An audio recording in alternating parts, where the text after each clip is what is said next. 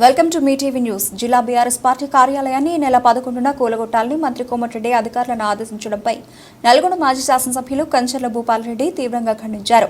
నిబంధన మేరకే తమ ప్రభుత్వం ఎకరం భూమి పార్టీ కార్యాలయం కొరకు కేటాయించిందని, కార్యాలయ నిర్మాణానికి మున్సిపల్ కార్యాలయంలో తాము ఆనాడే దరఖాస్తు చేశామని, కానీ ఏ పార్టీ కార్యాలయానికి కూడా మున్సిపల్ అధికారులు గతంలో అనుమతులు మంజూరు చేయలేదని, ఆ కారణం చేతనే అప్పటి మున్సిపల్ అధికారులు కార్యాలయ నిర్మాణం అనుమతికి జాప్యం చేశారని, అయినా తాము గత నెల రోజుల క్రితమే జిల్లా కలెక్టర్కు, మున్సిపల్ కమిషనర్కు నిబంధనల మేరకు 33% ఫైన్ చెల్లిస్తామని, అలాగే ఇప్పటికైనా అనుమతి ఇవ్వాలని తాము రాతపూర్వకంగా తెలియజేశామని, 15 రోజుల నిబంధనల మేరకు అనుమతి ఇవ్వాల్సిన అవసరం ఉండగా అధికారులను మంత్రి బెదిరించి అనుమతి ఇవ్వకుండా చూస్తున్నారని, మంత్రికి ఇది తగదన్నారు. జిల్లా కేంద్రంలో ఉన్న ఏ పార్టీ కార్యాలయాన్ని కూడా మున్సిపల్ అధికారులు అనుమతులు లేవని, కొన్ని పార్టీ కార్యాలయాలకు భూమికి సంబంధించిన పత్రాలు కూడా లేవని, ఇది కేవలం రాజకీయ కక్షతో, ఈర్ష్య ద్వేషాలతో, అధికార అహంకారంతో తమ పార్టీకి దేవాలయం లాంటి కార్యాలయం కూలగొట్టాలని చూస్తున్నారని, ఇది ఎంతమాత్రం సమంజసం కాదని హితవు పలికారు. వాళ్ళందరూ కూడా కమ్యూనిస్టు ఆఫీసు ఒక దేవాలయం. కాంగ్రెస్ పార్టీ కూడా ఎక్కడైతే వాళ్ళు నిర్మాణం చేసుకుంటారో ఆ కాంగ్రెస్ పార్టీ ఆఫీసు వాళ్ళకు దేవాలయం లాంటిది. మరి మాకు కూడా ఇలా టీఆర్ఎస్ పార్టీకి పార్టీ ఆఫీస్ అంటే ఒక దేవాలయం లాంటిది. మరి దేవాలయాలకు ఎక్కడ పర్మిషన్లు ఉంటాయండి? మరి వీటికి కూడా అట్లనే ఈ రాష్ట్రంలో, ఈ దేశంలో ఏ పార్టీ ఆఫీసు కూడా పర్మిషన్ లేవు. అయినా మేము పర్మిషన్ల కోసం మేము అడిగినాం. ఫైళ్ళు గయబ్ చేయించి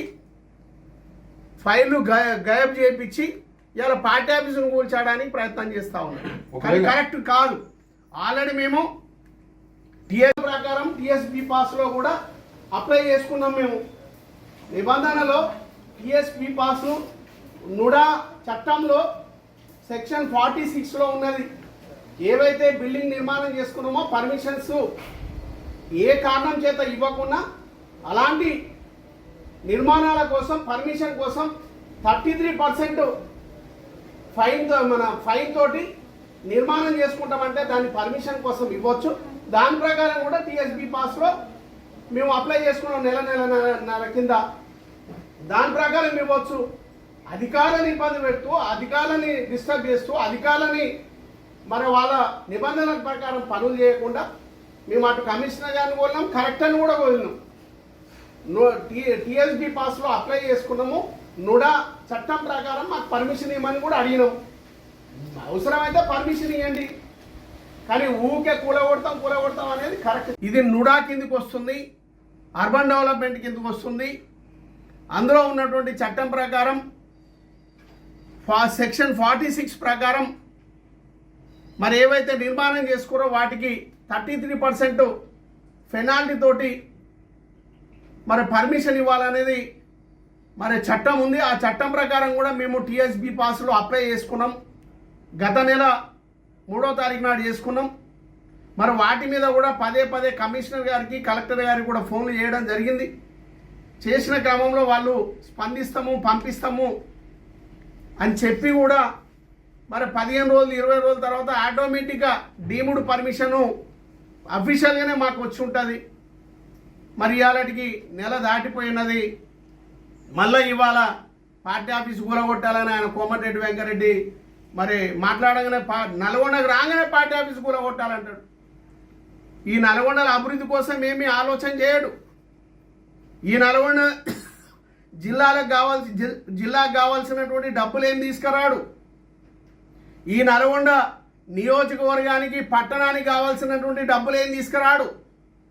నేను తెచ్చి, నేను శాంక్షన్ చేసి, నేను టెండర్లు చేసి, నేను శిలాపలకాలు వేసి, నేను పనులు మొదలుపెట్టినటివి, నేను పనులు కంప్లీట్ చేసినటువంటిదనే ఆయన బండలు పెట్టి, కొబ్బరికాయలు కొట్టి ఓపెనింగ్లు చేసుకుంటాడు. సిగ్గుండాలి నిజంగా. కోమటిరెడ్డి వెంకరెడ్డి, నీవు నిజంగా ఒక జిల్లా మంత్రిగా ఈ నల్గొండ ప్రజల మీద ప్రేమ ఉంటే నల్గొండకు కావాల్సిన నిధులు తీసుకొచ్చి అభివృద్ధి చేసే ప్రయత్నం చేయగాని, నేను పుట్టించినటువంటి పిల్లలకు ముద్దులు పెట్టే సంస్కృతి సంప్రదాయం అనేది మంచిది కాదు. ఇవాళ ఐటీ హబ్ దాన్ని ఐటీ హబ్కు తాళాలు వేసుకున్నాం. కనీసం ఒక 1500 నుంచి 2000 మంది యువకులకు లాభం జరిగేది. ఇవాళ కళాభారతి 90 కోట్ల రూపాయలతో తీసుకొచ్చినటువంటి కళాభారతి ఇప్పటికి పనులు స్టార్ట్ కాలేదు. R&B గెస్ట్ హౌస్ కూడా నత్తనడక నడుస్తూ ఉంది.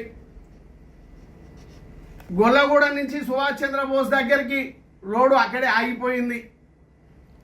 ITI కాలేజ్ నుంచి DEO ఆఫీస్ దాకా రోడ్డు ఆగిపోయింది. డివైడర్లలో చెట్లు మెయింటెనెన్స్ కూడా చేయకుండా చెట్లను చంపుతా ఉన్నావు. కొత్త డివైడర్లో మట్టి పోసి చెట్లు పెట్టే పరిస్థితులు లేవు. NG కాలేజ్ నిర్మాణం ఆగిపోయింది. UGD కోసం 216 కోట్ల రూపాయలు శాంక్షన్ చేసి తీసుకొచ్చినటువంటి పనులు టెండర్ల పంచాయతీ తోటి ఇంతవరకు కంప్లీట్ కాకపోయి స్టార్ట్ చేయకపోతే 56 కోట్ల రూపాయలతోటి ఇంకా ఎక్కడ చేసిన ఒక జిల్లా మంత్రిగా ఉండి రాష్ట్ర క్యాబినెట్లో ఉండి ఏ క్షణంలో పడితే ఆ క్షణంలో మాట్లాడు కరెక్ట్ సంస్కారం కాదు. పద్ధతులు ఉంటాయి. మేము నిబంధనల ప్రకారమే నిర్మాణం చేసుకున్నాం, నిబంధనల ప్రకారమే ముందుకు పోతున్నాం. ఇప్పటి కూడా నేను జిల్లా మంత్రి కోమటిరెడ్డి వెంకటరెడ్డి నేను సవాల్ విసురుతా ఉన్నాను. అధికారులను కాదు ఇబ్బంది పెట్టేది. దమ్ముంటే నువ్వు రా పార్టీ ఆఫీస్ కూలగొట్టేందుకు ఏ విధంగా ఎదుర్కోవాలో మేము సిద్ధంగా ఉన్నా. నీకు దమ్ముంటే నువ్వు పార్టీ ఆఫీసుకు రా, నేనుంటా. ఎట్లా కూలగొడతావో చూస్తా. ఏం మేము 10 ఏళ్ళు నీ పార్టీ ఆఫీసు జోలికి రాలేదే, ఏ పార్టీ ఆఫీసులో జోలికి పోలేదే.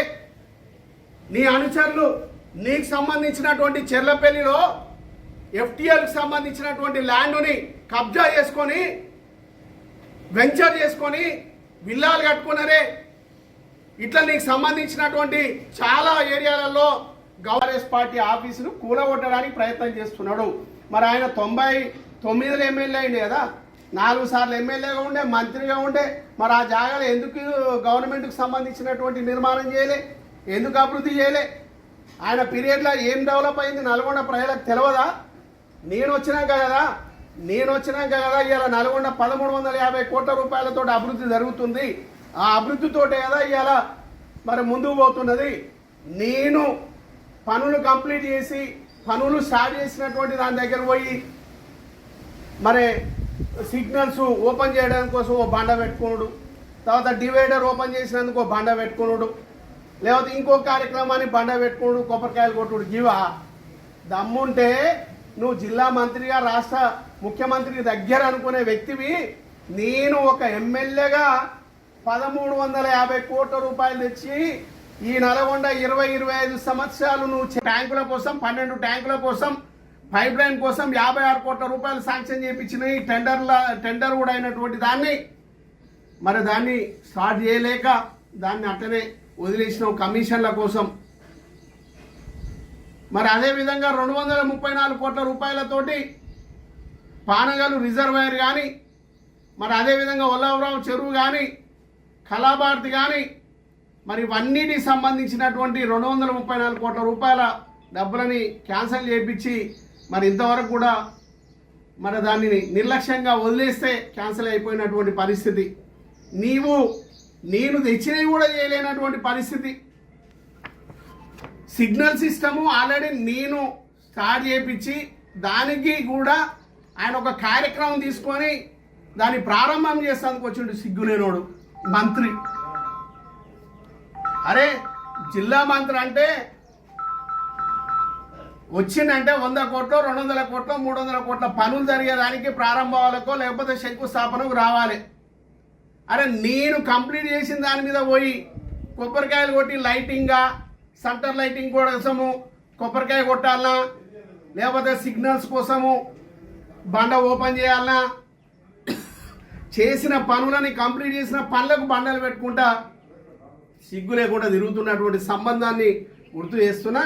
వెంకరెడ్డి గారు ఒకటి చెప్పండి, అంటే ప్రధానంగా ఇప్పుడు ఆఫీసు కేంద్రంగా నడుస్తున్నటువంటి నేపథ్యంలో ఒకవేళ అధికారులకు ఆదేశాలు జారీ చేసినటువంటి నేపథ్యంలో కూలగొట్టడానికి వస్తే మీ కార్యాచరణ ఏ విధంగా? ఖచ్చితంగా చట్టం ప్రకారం మేము పోతాం, చట్టం ప్రకారం పోతాం, ఖచ్చితంగా ఆపుతాం. ఎవరు అడ్డొస్తాడో కోమటిరెడ్డి వెంకరెడ్డి వస్తాడా? దమ్ముంటే రమ్మంటున్నా. ఈడేదో అలైన్మెంట్ చెప్పి గట్లాంటివి డెవలప్ చేయి. ఏం చేయకుండా నేను చేసిన దాన్ని, నేను చేసిన ఫండ్ను కూడా కాపాడలేకపోతున్నావు కదా. ఇవాళ నేను ఓపెన్ చేసిన ఐటీ హబ్ని ప్రారంభం చేసినాం, దాంట్లో దాన్ని ఉపయోగించలేకపోతున్నావు కదా. ఒక్క వ్యక్తి కన్నా ఇవాళ అలా ఉద్యోగాలు, మరి ఐటీకి సంబంధించినటువంటి ఉద్యోగాలు నిర్వహణ జరుగుతలేదు. ఇవాళ ఎన్జీ కాలేజ్ నిర్మాణం జరుగుతలేదు, మెడికల్ కాలేజ్ అట్లే పడిపోయింది, మరి ఇవాళ కళాభారత్ అట్లే పడిపోయింది, ఉదయ సముద్రం ట్యాంక్ బండు నిర్మాణం ఆగిపోయింది, వల్లభరావు చెరువు ఆగిపోయింది. ఇట్లా నేను తెచ్చినటువంటి దాన్ని కూడా అభివృద్ధి చేయలేకపోతున్నాం. వార్డుకు 1 కోటి రూపాయలు, విలీన గ్రామాలకు 2 కోట్ల రూపాయలు తీసుకొచ్చిన, 55 కోట్ల రూపాయల శాంక్షన్ ఇచ్చిన, ఫౌండేషన్ ఇచ్చిన, అన్ని ఇచ్చిన, దాన్ని కూడా కంప్లీట్ చేసి ప్రతి వార్డుకు 1 కోటి రూపాయలు, 2 కోట్ల రూపాయలు మరి సీసీ రోడ్లు నాణ్యతతో వేయాల్సినటువంటివి కూడా నువ్వు వేయలేకపోతున్నావు. ఏం పని చేస్తున్నావు జిల్లా మంత్రిగా?